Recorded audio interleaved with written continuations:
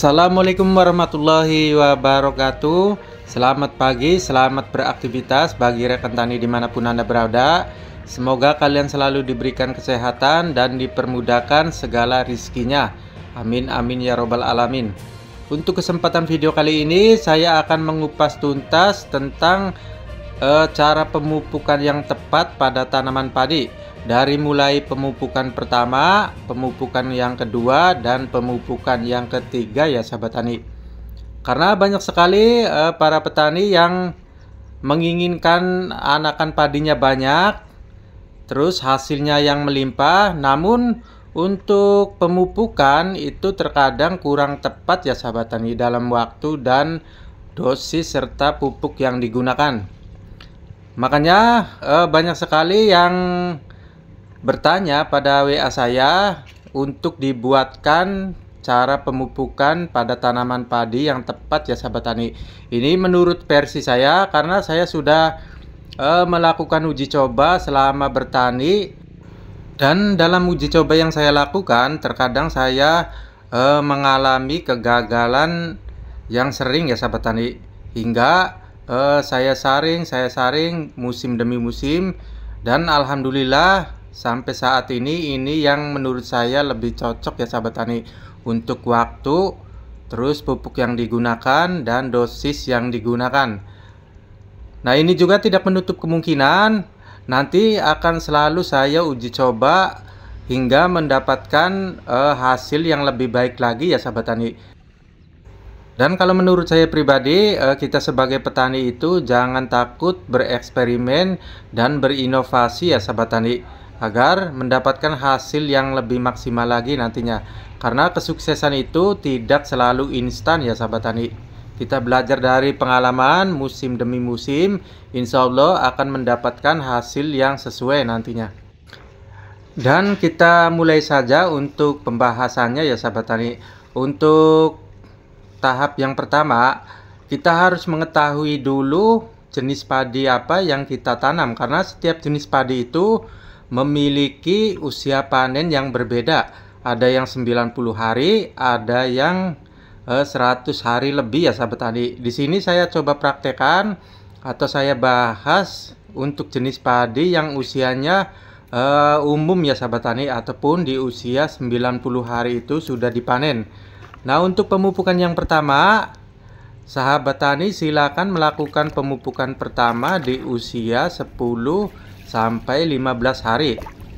Karena tujuan kita dalam melakukan pemupukan yang pertama itu untuk menggenjot, mempercepat pertumbuhan jumlah anakan ya sahabat tani. Karena kalau kita melakukan pemupukan yang pertama itu di usia 20 hari, bahkan ada di beberapa video lain itu sampai 30 hari ya sahabat tani. Kalau menurut saya itu kurang maksimal, karena yang kita tuju itu untuk menggenjot produksi jumlah anakan padi. Makanya sedini mungkin kita harus melakukan pemupukan yang pertama. Itu tujuan untuk pemupukan yang pertama ya sahabat tani. Nah, untuk dosisnya, kalau mengenai dosis itu disesuaikan dengan tingkat kesuburan tanah sahabat tani.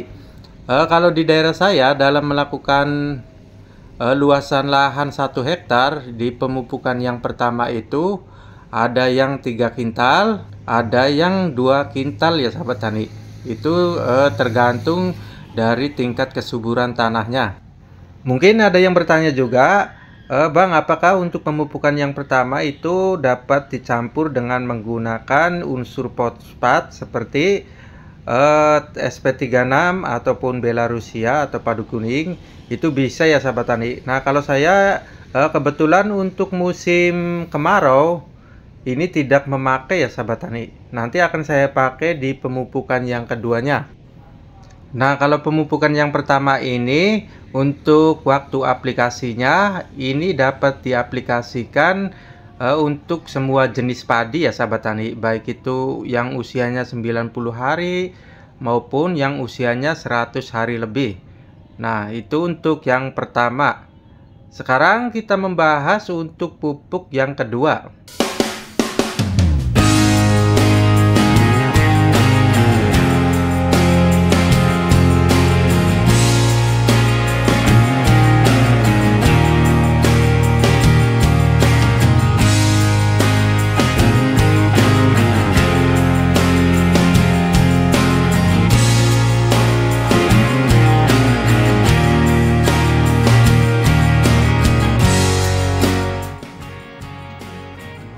Dan untuk pemupukan yang kedua, ini saya lakukan di saat padi sudah mulai memasuki usia 25 hari setelah tanam.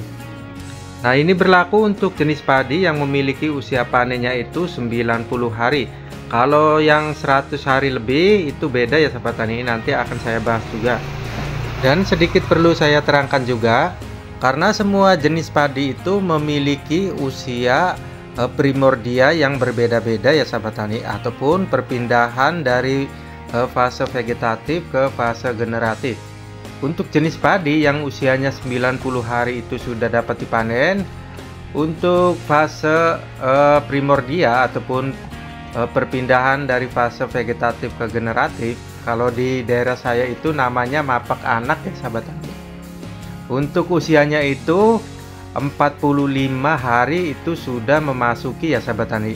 Makanya di usia segitu padi itu tidak mungkin beranak ya sahabat tani, karena walaupun beranak juga nantinya itu tidak akan produktif. Nah, itu kenapa saya lakukan untuk pemupukan yang pertama itu dan yang kedua di usia 10 hari dan pemupukan yang kedua di usia 25 hari, karena tujuannya agar ada jeda waktu yang lumayan masih banyak ya sahabat tani dari fase vegetatif menuju ke fase primordia itu, ataupun nantinya akan menuju fase generatif. Jadi masih banyak waktu untuk mengejar jumlah anakan, itu tujuannya. Makanya apabila kita melakukan pemupukan yang keduanya itu ada yang 40 hari, ada yang 50 hari, maka itu tidak akan memproduksi jumlah anakan yang banyak ya sahabat tani, karena untuk fase vegetatifnya itu sudah ketinggalan. Nah, tujuan dalam pemupukan yang kedua itu masih mengejar jumlah anakan ya sahabat tani. Makanya kita harus bijak juga dalam mengatur waktu, kapan waktunya dalam melakukan pemupukan yang pertama dan kapan waktunya dalam melakukan pemupukan yang kedua. Dan untuk jenis padi yang memiliki usia panennya itu sampai 100 hari lebih, sahabat tani dapat melakukan pemupukan yang kedua di usia 30 harian. Karena untuk jenis padi yang usia panennya 100 hari lebih itu masih banyak waktu untuk memproduksi anakan ya sahabat tani. Nah, itulah untuk waktu yang tepat dalam melakukan aplikasi pemupukan yang kedua. Sekarang kita membahas tentang pupuk apa saja yang sahabat tani ataupun yang saya gunakan dalam melakukan pemupukan yang kedua, dari mulai jenis pupuk serta dosis yang saya pakai.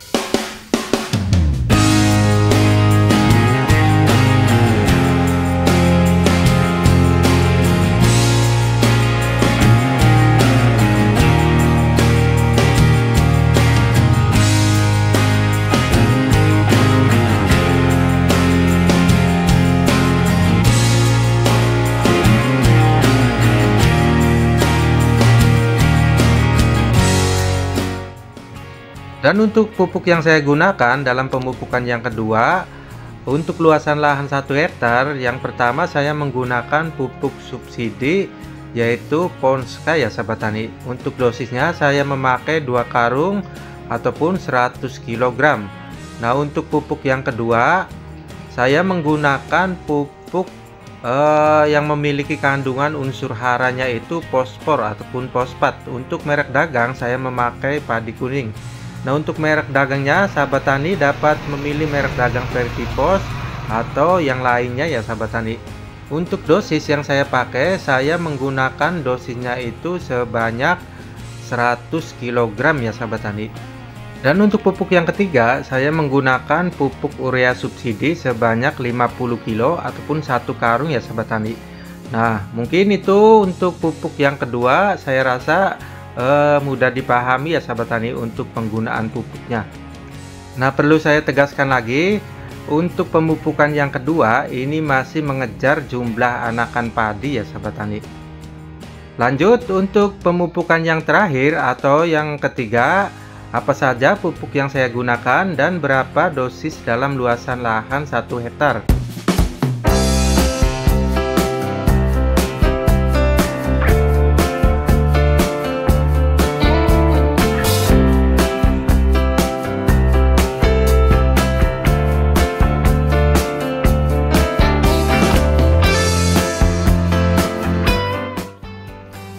Nah, di usia ini banyak sekali para petani mengabaikan dalam melakukan pemupukan yang ketiga ya sahabat tani.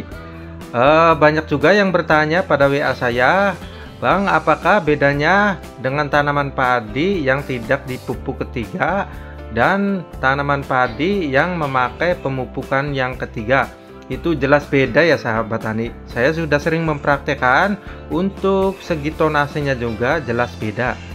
Walaupun dalam pemupukan yang ketiga ini cukup menguras kantong kita juga ya sahabat tani, karena pupuk yang kita berikan ini pupuk yang non subsidi untuk pemupukan yang ketiganya.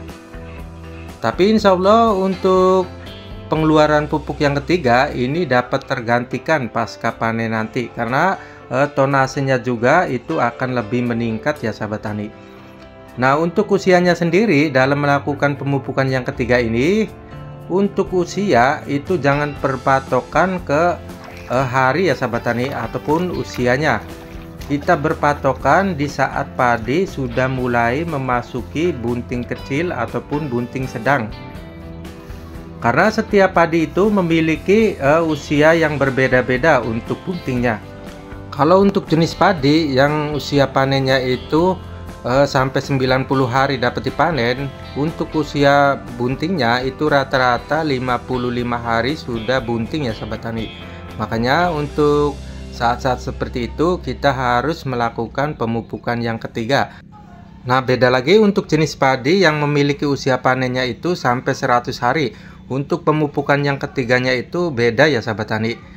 Pada intinya, untuk pemupukan yang ketiga itu ditentukan di saat padi bunting kecil ataupun bunting sedang.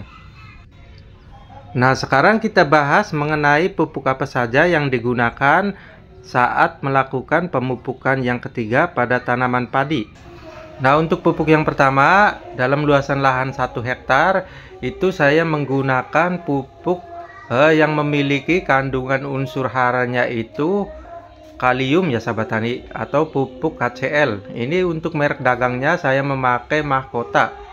Dalam luasan lahan 1 hektar sahabat tani dapat menambahkan pupuk Mahkota sebanyak 50 kg ya sahabat tani. Dan untuk yang kedua ini saya memakai Ponska subsidi karena lebih hemat ya sahabat tani. Dan untuk sahabat tani yang budgetnya itu lebih, sahabat tani dapat menggunakan pupuk NPK Mutiara ataupun Yaramila ya sahabat tani, itu lebih bagus lagi. Dan untuk pupuk yang ketiga saya memakai pupuk yang memiliki kandungan unsur hara, fosfat ataupun fosfor ya sahabat tani. Untuk merek dagangnya saya menggunakan padi kuning. Sahabat tani dapat menggunakan merek dagang apa saja, yang penting kandungan unsur haranya itu fosfat ya sahabat tani. Dan untuk pembahasan dari manfaat pemupukan yang ketiga pada tanaman padi itu nanti di video lain ya sahabat tani, karena kalau saya bahas di sini durasinya itu lumayan cukup panjang nantinya. Yang penting untuk video kali ini bagaimana caranya untuk pemupukan yang tepat pada tanaman padi, dari mulai pemupukan yang pertama, pemupukan yang kedua, dan pemupukan yang ketiga, untuk mendapatkan hasil panen yang melimpah nantinya.